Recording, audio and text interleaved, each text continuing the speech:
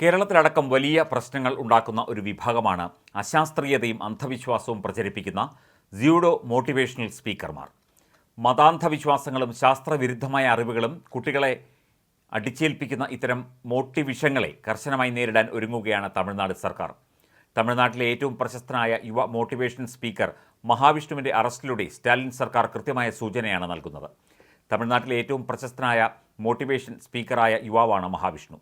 പയ്യനാണെങ്കിലും കിടിലൻ വാക്ചാതുരിയും ആത്മവിശ്വാസവുമൊക്കെയാണ് ഇയാൾക്ക്.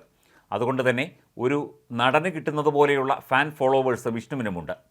പക്ഷേ മഹാവിഷ്ണുവിൻ്റെ കയ്യിലുള്ള ഐറ്റം അന്ധവിശ്വാസങ്ങളും സ്യൂഡോ സയൻസുമൊക്കെയാണ്. സ്കൂളിലെ കുട്ടികൾക്ക് മോട്ടിവേഷൻ ക്ലാസ് എടുക്കുമ്പോൾ മഹാവിഷ്ണു തട്ടിവിടുന്നത് പുണ്യപാപ സിദ്ധാന്തങ്ങളും പുനർജന്മവുമൊക്കെയാണ്. കഴിഞ്ഞ ജന്മത്തിൽ ചെയ്ത പാപം കാരണമാണ് പലരും ഈ ജന്മത്തിൽ ദുരിതം അനുഭവിക്കുന്നത് എന്നാണ് ഈ യുവ പ്രഭാഷകൻ കുട്ടികളോട് പറയാറുള്ളത്.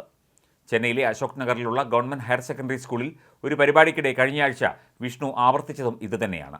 സ്പിരിച്വൽ അവേക്കനിങ് ക്ലാസ് എന്നായിരുന്നു പരിപാടിയുടെ പേര്. നിങ്ങൾക്ക് ഇഷ്ടമുള്ളതുപോലെ ജീവിച്ചു മരിക്കാം എന്നാണോ നിങ്ങൾ കരുതുന്നത്? നിങ്ങളുടെ അടുത്ത ജന്മം വളരെ ക്രൂരമായിരിക്കും. എത്രയോ ആളുകളാണ് കൈയില്ലാതെയും കാലില്ലാതെയും കണ്ണില്ലാതെയും ജനിക്കുന്നത്. നിരവധി പേർ വീടില്ലാതെയും രോഗങ്ങളോടും ജനിക്കുന്നു. ദൈവം കാരുണ്യവാനായിരുന്നുവെങ്കിൽ എല്ലാവരെയും ഒരുപോലെ സൃഷ്ടിക്കണമായിരുന്നു. എന്തുകൊണ്ടാണ് ദൈവം അങ്ങനെ ചെയ്യാതിരുന്നത്? കഴിഞ്ഞ ജന്മത്തിലെ കർമ്മങ്ങളാണ് നിങ്ങളുടെ ഈ ജന്മത്തിൻ്റെ അടിസ്ഥാനമെന്നും മഹാവിഷ്ണു പറയുന്നു. മഹാവിഷ്ണുവിൻ്റെ പരാമർശത്തെ സ്കൂളിലെ കാഴ്ചപരിമിതിയുള്ള അധ്യാപകനായ ശങ്കർ ഉടനടി ചോദ്യം ചെയ്തു.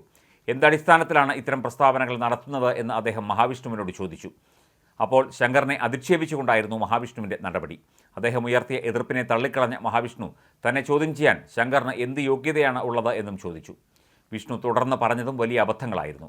നമ്മുടെ ഗുരുകുലങ്ങൾ നശിപ്പിച്ചത് ബ്രിട്ടീഷുകാരാണ്. പണ്ടത്തെ താളിയോലകളിലെ മന്ത്രങ്ങൾ ഉപയോഗിച്ച് തീമഴ പെയ്യ്ക്കാനും മഹാമാരികൾ മാറ്റാനും ആളുകളെ പറപ്പിക്കാനുമൊക്കെ കഴിയുമായിരുന്നു. ഈ രഹസ്യങ്ങളെല്ലാം ബ്രിട്ടീഷുകാർ നശിപ്പിച്ചു. ഇതിൻ്റെ വീഡിയോ ദൃശ്യം സമൂഹമാധ്യമങ്ങളിൽ വൈറലായതിനു ശേഷമാണ് ഇദ്ദേഹത്തിനെതിരെ നടപടിയെടുത്തത്. വലിയ ജനരോഷമാണ് ഉയരുന്നത്. മുഴുവൻ ഭിന്നശേഷിക്കാരുടെയും സമൂഹത്തെയാണ് വിഷ്ണു അപമാനിച്ചത് എന്ന് അധ്യാപകൻ ശങ്കർ മാധ്യമങ്ങളോട് പറഞ്ഞു. സ്കൂൾ മതേതര സ്ഥാപനമാണ്. നിയമങ്ങൾക്ക് വിരുദ്ധമായി അന്ധവിശ്വാസ പ്രചാരണമാണ് ഇയാൾ സ്കൂളിൽ നടത്തിയത് എന്നും ശങ്കർ പറഞ്ഞു. മഹാവിഷ്ണുവിനെതിരെ ശങ്കർ പ്രതിഷേധിച്ചപ്പോൾ അനങ്ങാതിരുന്ന സ്കൂളിലെ മറ്റ് അധ്യാപകർക്കെതിരെയും സമൂഹമാധ്യമങ്ങളിൽ വിമർശനമുയർന്നിട്ടുണ്ട്.